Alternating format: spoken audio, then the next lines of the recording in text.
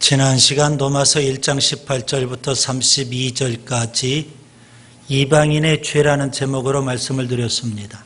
이방인들은 하나님의 진노 아래 있습니다. 그들의 불경건과 불의 때문에 그들은 진노를 받아 마땅한 죄인들이었습니다. 그래서 하나님은 그들을 내버려 두셨습니다. 3번에 걸쳐서 하나님께서 내버려 두셨다, 그렇게 표현하기까지 했습니다. 현재적 하나님의 진노입니다. 하나님은 그들을 내버려 두셨고 또한 사형을 확정하셨습니다. 다 죽습니다. 죽음 이후 지옥의 형벌까지 받게 되어 있습니다. 하나님의 종말적 진노라고 표현할 수 있겠습니다. 지금 현재도 하나님의 현재적 진노가 임해 있고요. 그리고 마지막 종말적 진노까지도 받게 되어 있습니다. 이것이 바로 이방인들의 운명입니다. 바울은 이제 유대인들을 상대로 또 말씀을 합니다. 여러분, 오늘 본문 17절, 본문 이후 17절을 보세요. 유대인이라 불리는 내가 그랬습니다. 이제는 이 유대인들에 대해서 말씀을 합니다. 유대인들도 역시 하나님의 진노와 심판 아래 있다는 사실입니다. 가히 충격적인 말씀을 지금 바울이 하고 있는 겁니다. 이방인들이 하나님의 진노와 심판 아래 있다, 그럴 수 있다고 생각할 수 있겠습니다. 그런데 하나님의 백성인 유대인들에게도 하나님의 진노와 심판이 있다는 것은 정말 충격적인 말씀입니다. 이렇게 표현해 보려고 합니다. 이방인들도 문제가 심각하지만 유대인들은 더 문제가 심각하다, 이겁니다. 누가복음 15장에 보면 탕자의 비유가 나와요. 아버지가 계시고 그 집안에 아들이 둘이 있었습니다. 첫째 아들, 둘째 아들입니다. 그런데 이 둘째 아들이 어느 날 아버지에게 가서 강력하게 요구합니다. 아버지 돌아가신 것으로 생각하고 저에게 줄 유산 주세요. 그래서 강하게 요구해서 아버지로부터 유산을 받아내고 그리고 가출을 해버립니다. 나가서 방탕하게 살았어요. 정말 둘째 아들 문제투성이라고요. 우리는 탕자의 비유를 보면서 둘째 아들만 문제라고 그렇게 생각을 합니다. 그런데 저는 첫째 아들도 문제가 심각하다는 것을 말씀드리려고 합니다. 그렇게 방탕하게 살았던 둘째 아들이 이제 가진 재산 다 탕진해 버렸습니다. 먹고 살기가 힘듭니다. 그러니 정신 차리고 그가 아버지 집으로 돌아옵니다. 아버지는 그런 아들 괘씸하기도 하겠죠. 그런데 그 아들을 다 품습니다. 아들로 인정합니다. 그리고 그 아들이 돌아온 그것을 죽었던 아들이 다시 살아난 거다, 이렇게 생각을 하고 아들을 위해서 살찐 송아지를 잡고 잔치를 벌입니다. 들판에서 하루 종일 일하고 저녁 무렵에 첫째 아들이 돌아왔습니다. 집안이 잔치 분위기입니다. 이게 무슨 일이야? 알아봤더니 동생이 돌아온 겁니다. 이 탕자 동생이 돌아와요. 이 첫째 아들이 화가 버럭 났습니다. 그래서 아버지에게 화를 냅니다. 원망과 불평을 막 쏟아냈습니다. 아버지, 저는 한 번도 아버지에게 불순종한 적이 없습니다. 그리고 아버지 집에서 여러 해 동안 제가 열심히 일해왔습니다. 그런데 아버지께서 저에게 한 번이라도 저와 친구들을 위해서 먹을 수 있도록 염소 새끼 한 마리라도 잡아준 적이 있습니까? 그런데 아버지의 재산을 장녀들에게 다 탕진해버린 둘째 아들이 돌아왔는데 그 아들을 위해서 살찐 송아지를 잡습니까? 그러면서 강력하게 항의를 하고 화를 내고 원망과 불평을 쏟아냈어요. 여러분, 이 첫째 아들은 아버지의 은혜를 전혀 몰랐어요. 그리고 자기의 공로만 이야기를 해요. 그리고 아버지에게 원망과 불평을 하고 화를 막 쏟아냈더라는 겁니다. 저는 이렇게 표현하려고 합니다. 둘째 아들은 집 나간 탕자라고 한다면 첫째 아들은 집안에 있는 탕자다. 둘째 아들도 문제인데 첫째 아들도 더 큰 문제가 있다. 오늘 우리가 로마서를 지금 대하고 있는데요. 둘째 아들은 일종의 이방인들과 같습니다. 영적으로 보면. 그리고 첫째 아들은 영적으로 보면 유대인과 같습니다. 오늘 우리가 지금 로마서 2장을 대합니다. 유대인들에 대한 이야기입니다. 우리와는 상관없는 이야기로 여러분 생각할 법합니다. 그러나 오늘 제가 이렇게 한번 적용하려고 합니다. 탕자의 비유에서 이 둘째 아들은 예배당 밖 세상 사람들에게 적용이 될 수 있겠죠. 그러면 첫째 아들은 예배당 안에 있는 오늘 우리들이라고 또 표현해 볼 수도 있겠습니다. 자, 유대인들에 대한 이야기, 여러분 예배당 밖에 있는 세상 사람들은 곧 이방인들에 대한 이야기라고 한다면 오늘 예배당 안에 있는 우리들에게는 지금 유대인들에 대한 이야기와 흡사할 수도 있겠다. 이렇게 적용해 볼 수 있겠습니다. 그래서 오늘 본문도 남의 이야기가 아니라 오늘 우리들의 이야기일 수 있는 겁니다. 바울은 서두에도 말씀드린 대로 유대인들도 하나님의 진노와 심판 아래 있다는 겁니다. 이방인들만 그런 게 아니에요. 예배당 밖에 세상 사람들만 하나님의 진노와 심판 아래 있는 것이 아니라 예배당 안에 있는 우리들도 하나님의 진노와 심판 아래 있다. 이렇게 제가 말씀드리고 싶은 겁니다. 자, 유대인들이 왜 하나님의 진노와 심판 아래 있게 될까요? 이유가 있습니다. 오늘 로마서 2장에서 우리가 세 가지 이유를 찾아볼 수 있겠고요.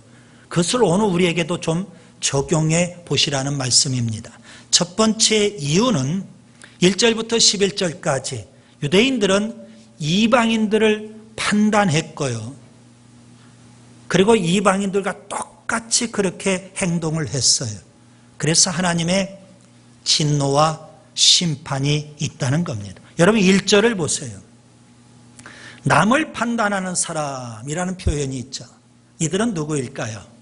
고대 세계에 이방인과 유대인을 비교해 보면 유대인들은요, 이방인들보다는 훨씬 더 높은 윤리의식, 높은 도덕의식을 갖고 살았어요. 그렇기 때문에 유대인들은 이방인들을 판단하고 정죄했던 겁니다. 자, 거기까지는 좋아요. 여러분, 남을 판단할 수 있어야 됩니다. 그 말은 옳고 그름, 선과 악 이러한 것들을 우리가 분별할 수 있는 능력, 판단할 수 있는 능력이 기본적으로 있어야 됩니다. 거기까지는 좋은데 유대인들이 그래서 이방인들의 그 잘못들을 판단을 했어요.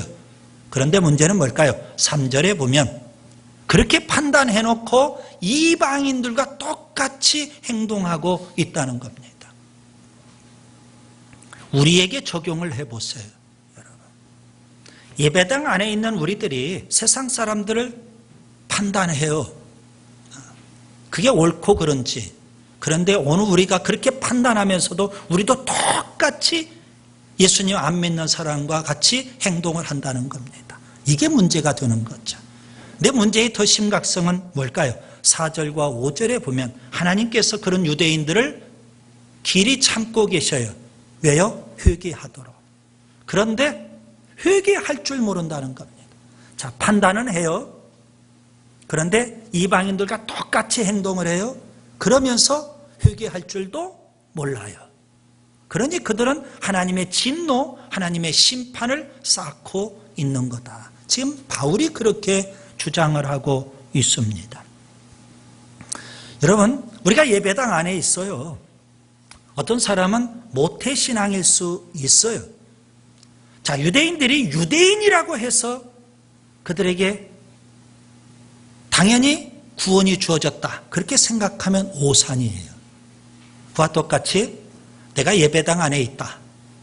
내가 모태신앙이다. 그렇다고 해서 당연히 그에게 구원이 주어진 것은 아니라는 말씀입니다. 사무엘하 12장에 보면 이런 사건이 있어요. 다윗 왕이 우리아의 아내 밧세바와 간음을 했어요. 그리고 그 죄를 숨기기 위해서 그렇게 충직했던 우리아 장군을 적진 깊숙이 보내서 전사하게 만들어요. 그리고 그 모든 범죄를 다 덮을 수 있게 됐어요. 그리고 밧세바를 아내로 삼았어요. 완전 범죄가 되는 듯 했어요. 그런데 하나님께서 나단 선지자를 보내셨어요.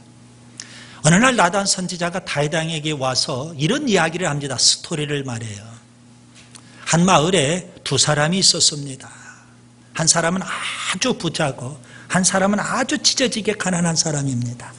그 가난한 사람에게는 가진 것이랑 아무것도 없습니다. 암양 새끼 한 마리. 그가 하나뿐이었기 때문에 그것을 자식처럼 애지중지하면서 그렇게 길렀습니다. 어느 날 이 부자에게 아주 귀한 손님이 찾아왔어요. 그 귀한 손님을 대접하기 위해서 짐승을 잡아야 되는데 내 집안에 있는 짐승은 아까우니까 이 가난한 자, 암양 새끼 한 마리 있는 그 가난한 자의 그 새끼를 강제로 뺏어다가 그 귀한 손님 대접을 했더라는 거예요.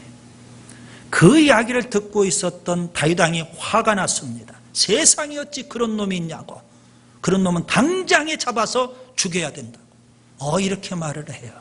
그때 나단 선지자가 정색을 하고 다윗 왕에게 말합니다. 사무엘하 12장 7절에 당신이 바로 그 사람입니다. 오늘 본문의 유대인들은요, 이방인들을 판단하고 정죄했어요. 그런데 바울이 보니까, 하나님께서 보니까 그런 유대인들이 동일하게 이방인들처럼 그렇게 행동을 하더라는 겁니다. 당신이 바로 그 사람입니다. 오늘 우리가 예배당 안에 있다고 해서, 오늘 우리가 모태신앙이라고 해서 장담하고 있으면 안 됐잖아요.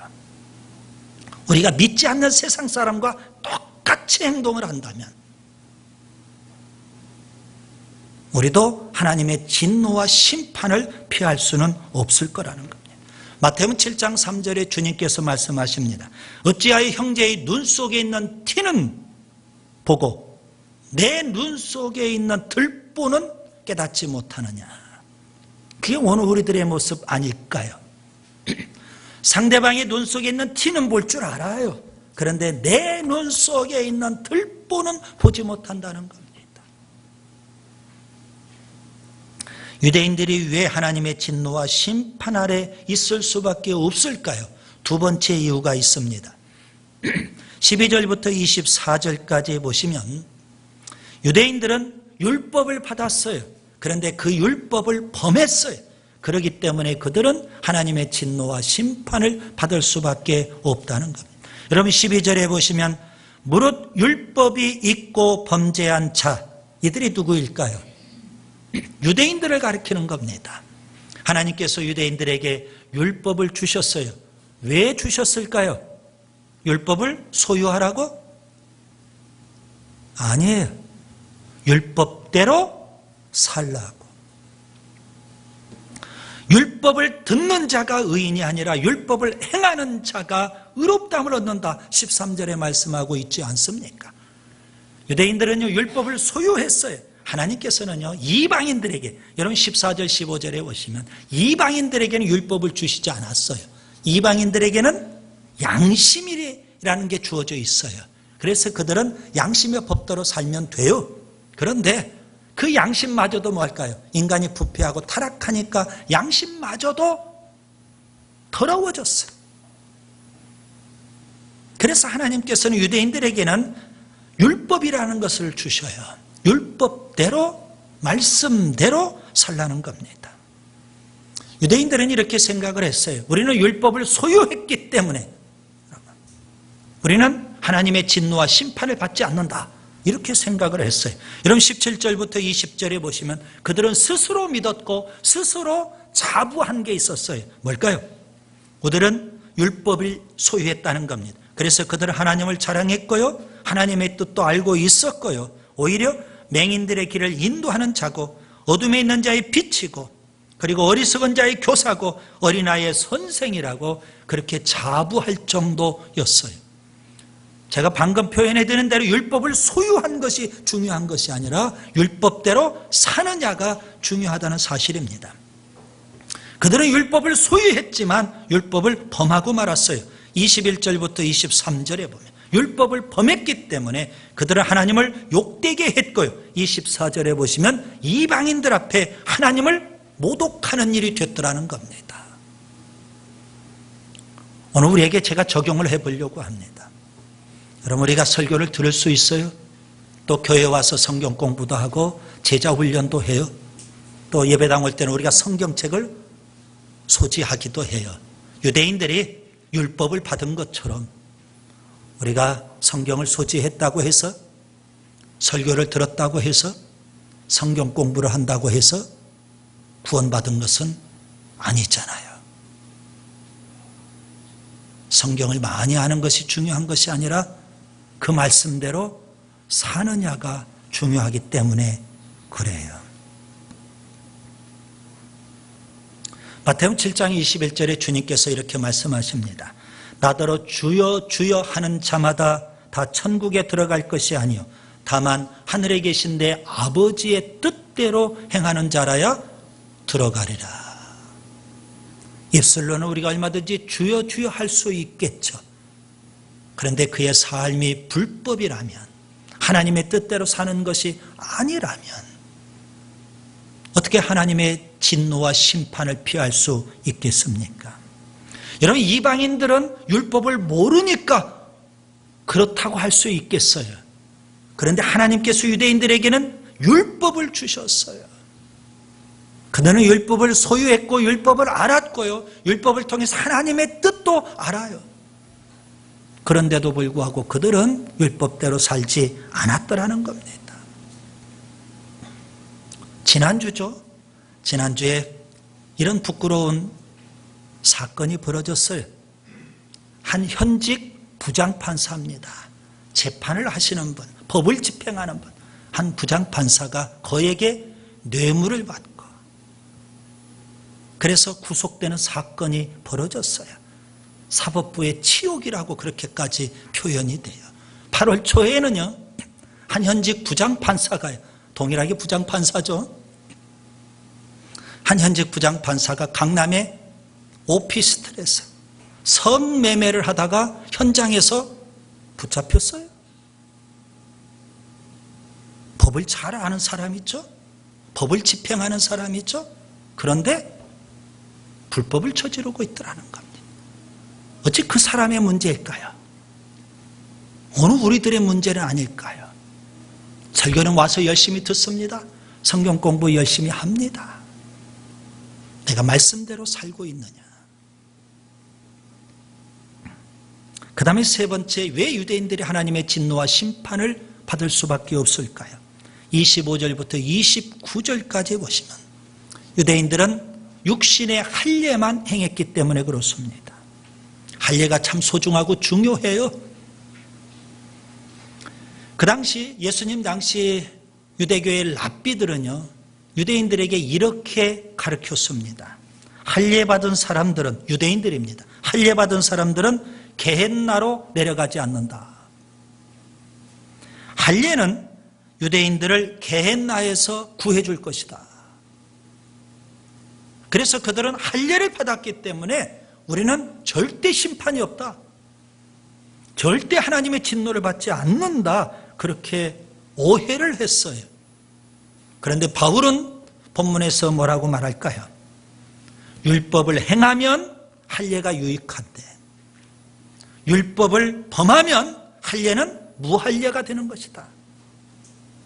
할례 받은 유대인이 율법을 범하는 것보다 할례 받지 않은 이방인이 율법을 행하는 것이 훨씬 더 낫다. 할례는 어떻게 해야 된다? 마음에 행해야 된다는 것. 여러분, 이게 참 중요한 거죠. 할례를 받았으면 어떻게 해야 될까요? 변화가 되어야 된다는 겁니다.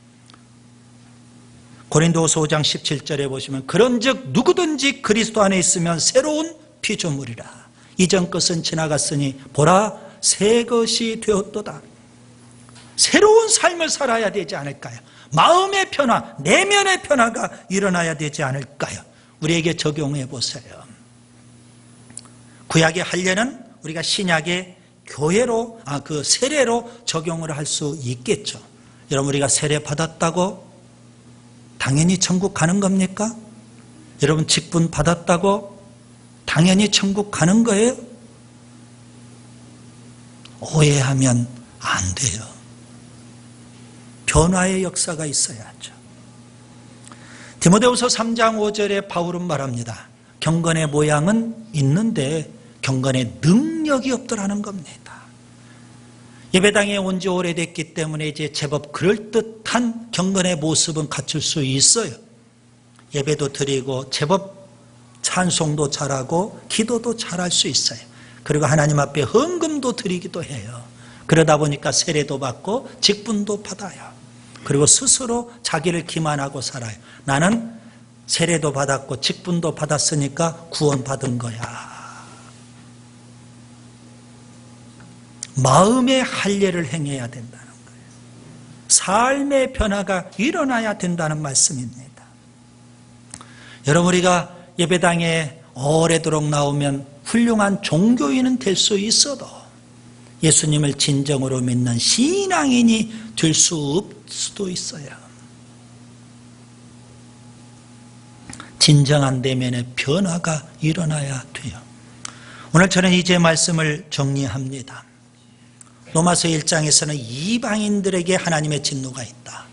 로마서 2장 1절부터 3장 8절까지는 유대인들에게도 하나님의 진노와 심판이 있다.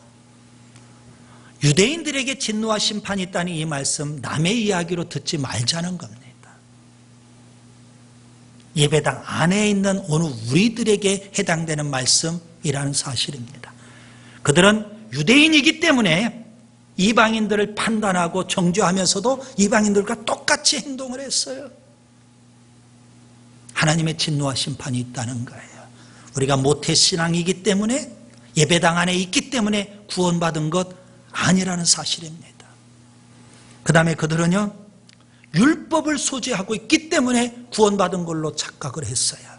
율법대로 살아야 돼요. 우리가 성경책을 소지했다고 해서, 우리가 설교를 들었다고 해서, 성경 공부했다고 해서 구원받은 걸로 착각하면 안 돼요. 말씀대로 살아야 돼요. 유대인들은 할례를 받았기 때문에 구원받았다고 착각을 했어요. 여러분, 우리가 세례 받았다고 해서, 우리가 직분 받았다고 해서 구원받은 것으로 착각하면 안 돼요. 그렇기 때문에 오늘 우리에게 중요한 건 뭘까요? 복음이에요. 로마서 1장 17절. 복음 속에는 하나님의 의가 담겨 있더라는 겁니다. 우리가 예수님을 믿으면 복음 속에 담겨 있는 하나님의 의가 우리에게 임하게 되고, 그래서 하나님 우리를 보실 때 의롭다 그렇게 말씀하시고, 그래서 우리가 구원받게 되는 줄 믿습니다. 오직 우리는 복음을 붙잡아야 돼요. 예수 믿는 믿음으로 하나님으로부터 의롭다함을 얻고 구원받은 하나님의 자녀가 될 수 있기를 바랍니다.